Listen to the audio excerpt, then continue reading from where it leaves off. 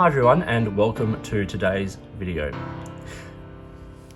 Through June 2020, I decided to do play with some inks.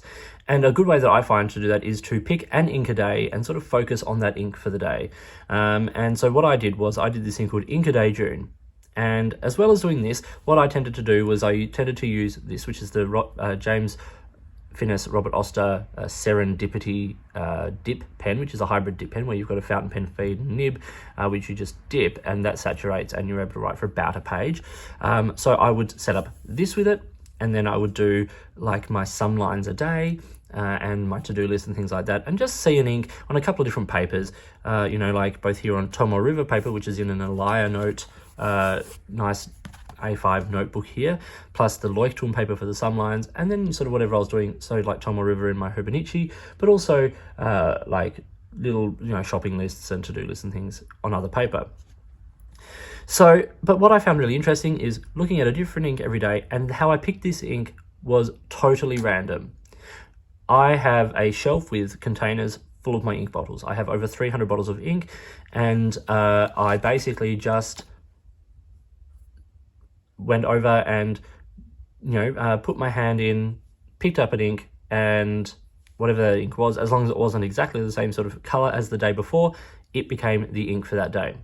So what I'm going to do is I'm just going to quickly talk through each of the inks that I did for the 30 days of June, and show you the pictures I posted on Instagram for this project as we go. So let's start. Monday the 1st, I used Birmingham Pen Company USS Requin Navy Blue.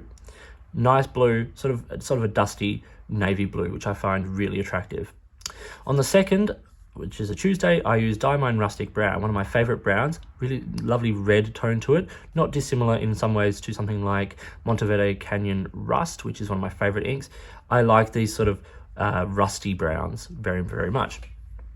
On Wednesday the 3rd, I hit my first Robert Oster ink, and that was Deep Purple. I like Deep Purple. I think it's probably the nicest purple that Robert has on his in his sort of output. His purples tend to run on the sort of the grayer side of the spectrum, but I think if you think of things like Barossa Grape and Purple Rock, they do tend to sort of turn a little bit to the grayer side of purple, as does this, as you can sort of see, but still maintains sort of a nice sort of purple tone. On the Thursday the 4th, I had Noodler's Habanero. Very nice orange ink, and one of the better performing Noodler's inks in my opinion. On Friday the 5th, I had another Birmingham Pen Company. This was Forbes Field Green. I love the Birmingham Pen Company inks. I think the colours look great. I like that they're not super like flashy inks. They are just really good performing, great colour inks. And this green is one of those for me. Saturday the 6th, I had Colour Traveller Time for Whiskey. Colour Traveller is a company who I actually really like their inks. I think they do a really great job. They have a great range of colours. And Time for Whiskey is a really lovely sort of browny orange, which, yeah, good one. Sunday the 7th, another Robert Oster, Great Southern Ocean. One of my absolute favourite Robert Oster inks. This blue, almost leaning towards blue-black, absolutely stunning. Nice little bit of sheen, just a really, really classy ink. And then on Monday the 8th, we hit Mont Blanc Toffee Brown, one of the first inks I really fell in love with. I fell in love with a few Mont Blanc inks at the start. Irish Green, Toffee Brown, Lavender, purple, things like that. This was really no exception. I love this ink. Tuesday the 9th, we get Papier Plume, Red Beans and Rice. An ink I'm not a huge fan of, I'm not going to lie. I think some Papier Plume inks are really nice, but they tend to run a little bit on the dry side. But I really like this colour, actually. This sort of, I want to say like burgundy red, almost. And from looking at pictures of Red Beans and Rice, it is just the absolute perfect match. Wednesday the 10th, Diamine Apple Glory. So, okay, here's an ink that, like, I can't use this in my everyday writing. It's too light, it's too bright. But if you're needing to highlight something, not highlight as in like, like use a highlighter, but if you need something to pop on your page, this is an awesome color because the ink also performs super well. It's quite wet. It just looks really great on the page. Then Thursday the 11th, Van Diemen's ink. Now I'm from Tasmania. Van Diemen's ink is a Tasmanian brand. And here we have Leatherwood Honey Amber. I quite like this color. I think it's actually a really beautiful, like honey brown. Another Australian ink straight up here on the Friday the 12th, Blackstone Ink Blue Cypress. This is a sheen machine. This ink just sheens like no one's business. And I'm not a huge sheen fan, but I've got to say, that looks pretty cool. Saturday the 13th, another Robert Oster. This is Grey Seas.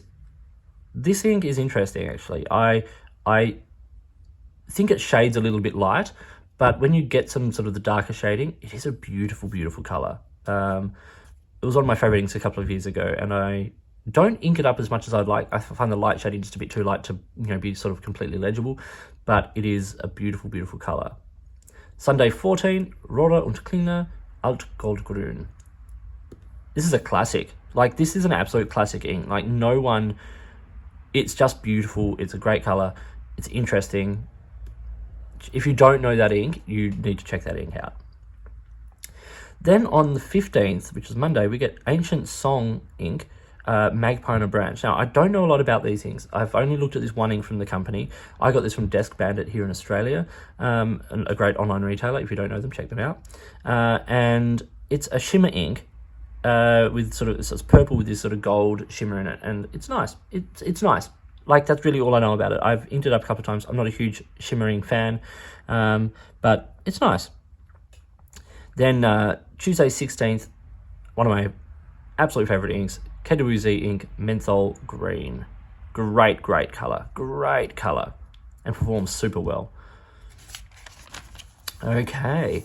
Then, Wednesday the 17th, Waterman Tender Purple. A classic. It's a Waterman ink. It's going to perform well. It's got a great colour. Then we get Thursday 18th, another Robert Oster, Yellow Sunset. Like Apple Glory, not an ink I can use in my everyday writing, but a really cool colour and shades beautifully. Like, that shading from that orange through that yellow, really nice. Friday the 19th, Birmingham Pen Company, Cathedral of Learning Panther Blue. My favourite bright blue ink, probably this and like Monteverde DC Super Show Blue, whatever it was called. Like, I love those. Those in this color range of blue, I love them. For lighter blues, I love things like Soda Pop Blue and School Blue, Bondi Blue. Like, the list from Robert Oster goes on and on. But in this color range, this sort of blue, I think the Cathedral of Learning is amazing. Then we get the Saturday the 20th, and this is Three Oysters Purple Grey. My favourite Three Oysters ink, I think. This and Black Moss. I think they're both very interesting inks. Sunday the 21st, Monteverde Brown Sugar. Love Monteverde inks. Love. These inks are, I think, close to one of the perfect brands. Colours are vibrant. They stay true. They perform well. They're they're lubricated.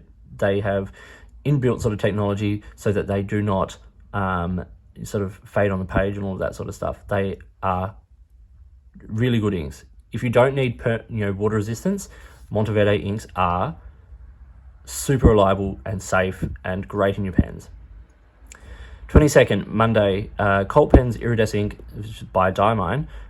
Philip, or in this case, a little Pip. I've only got the little bottle, but the colour is Philip. This is another sheener. Like, really, you get more gold sheen than you get the actual sort of bluey purple of the ink. Tuesday the 23rd, Diamine Autumn Oak. And I spelled autumn wrong, and I noticed that just after I posted it on Instagram. So we're having to live with that. I was watching Frasier at the time. I was distracted. I admit it. But the ink is great. I have to put this in a wet pen, though. I don't like this ink in a dry pen at all. I think it looks rubbish. Whereas in a wet pen, you get the shading, you get that darker browny orange, and that is what I'm interested in. Then Wednesday the 24th, Lamy Crystal Azurite. On this day, I also posted on Instagram a comparison of this and Lamy Dark Lilac, because I'm sick and tired of people saying that this is a substitute for Dark Lilac. They are very different inks. I love Azurite. I think in its own right, it is a stunning, beautiful, and perfect ink. But it is not Dark Lilac. If you want Dark Lilac, try and find Dark Lilac. there's not a lot of replacements for it. There's a few formulations people use, mixing like Iroshizuku inks, things like that. I think it's Shinkai and Murasaki Shikabu. Or no, it's Yamabudo and Shinkai, sorry, to get Dark Lilac. But as a sapphire purpley blue, a blurple, Azurite is awesome. Thursday the 25th, Robert Oster Motor Oil. Similar to things like Riku Cha from Sailor, this sort of greeny brown, very, very nice. I like it. I like it a lot. And it's Robert Oster, so how can we complain? Robert Oster does great things. Then Friday the 26th, Diamond Schubert. I'm not going to lie, this one was a little bit rigged. It's an ink I really like, so don't get me wrong, but I was doing a rehearsal on that day of some Schubert leader, so Schubert songs, and I just thought it was nice to sort of pair the two. Saturday 27th, Aurora Blue Black, very cool. Really solid blue black, a little on the dry side, but a really nice ink. Sunday the 28th, Monteverde Smoke Noir. Now I think this is a really cool ink. It goes on quite dark and then sort of dries in this very nice uniform smoky grey. With very little shading and all of that, it actually dries very uniform. But watching it dry is actually really cool because you see the grey come out of the black. If you're not familiar with the ink, check it out. In fact, check out the whole Noir line from Monteverde. I think there's like 8 or 10, from memory, inks in the Noir line. Like Ocean Noir is this beautiful dark blue, and Copper Noir, Rose Noir, like Raven Noir is a sort of a good black. So yeah, they have these nice sort of dark, these colours that are, you know, quite rich because they're sort of dark, rich versions of them. It's very, very cool. Last 2 days, we get Monday the 29th, Standard Bindery Road Trip. Standard Bindery were an Australian retailer who were originally Bookbinders Australia or Bookbinders Online, and they became Standard Bindery, I think, to avoid confusion with Bookbinders Design Australia, who's another retailer. And they had their own range of products, including 6 inks. Unfortunately, they're one of the companies who seems to have gone under because of this corona pandemic at the moment. What a great loss. The 6 inks are absolutely beautiful. Beautiful green in Road Trip, black with Stargaze, Canyon Walk, Old Friend, this beautiful burgundy colour. Then just these beautiful 6 Clear Seas, this beautiful sort of turquoisey blue. And then Lunar Tone, which looks like to be like a blue-black, which I would have loved to have got my hands on. It's the only one, that and Canyon Walk were the only 2 I didn't get to try. So I'm still hoping to be able to at some point, just because I think they're beautiful inks, and what a great loss. So let's hope they can sort of, rise like a phoenix out of this at some point. And then the last one I did was Robert Oster Australian Shiraz. That was on Tuesday the 30th. Another great Robert Oster ink, beautiful sort of red wine colour, and a great way to round out the month.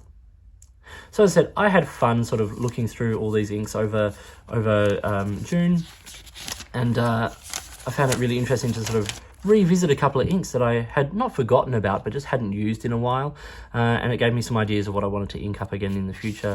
Like I'd love to get Rustic Brown in a pen again, and just even like I want to try Papier Plume Red Beans and Rice again, like give it a real sort of red hot go. Get to know a bit more about these ancient song inks. Realize that the Waterman inks, like I love these inks. I've got each of them. Like, don't dismiss these because they're classics and because they're just out there. Like, everything doesn't need to be the new flashy ink.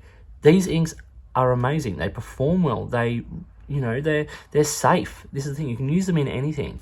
And they've got sort of good flow, and they're just good inks. So keep them in mind for things. Monteverde Brown Sugar, I want to have that in a pen again. I love brown inks. Schubert, Motor Oil, like there's a few in this colour range. I've since put Riku Cha in a pen because I fell in love again with this ink, and they're so similar. So explore your inks, explore what you have, and don't be afraid to sort of try inks that aren't necessarily what you would normally go to. Get samples of things, try different brands, try different colour families, because you never know, you might find something you absolutely really love. I hope you found this video interesting and useful. If you did, give it a thumbs up and subscribe to the channel. Firstly, I should say, this Elia notebook, Tomahawk River paper, 400 pages, great notebook, well made, you know, super durable and everything. So that's great. And then I've got this in a Lockbee field journal.